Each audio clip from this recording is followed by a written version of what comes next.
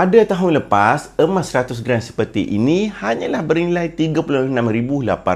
Tetapi pada masa tu, orang cakap, mahal betul harga emas.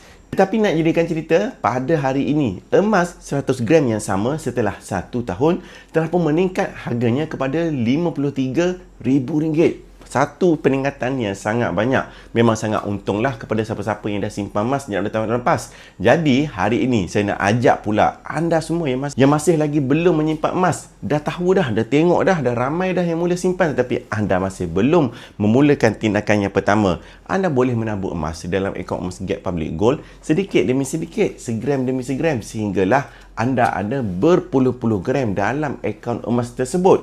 Akaun Emas Gap ni tak ada upah simpan, tak ada komitmen bulanan. Semuanya bergantung kepada anda sendiri nak menabung sebanyak mana. Jadi, anda boleh buka akaun Emas Gap secara percuma sahaja. Macam mana caranya? Anda boleh pergi ke profil saya, tekan butang sign up untuk saya bantu. Saya dealer aktif Public Gold sejak bertahun 2018 sampai ke hari ini. Guide orang simpan emas secara percuma sahaja.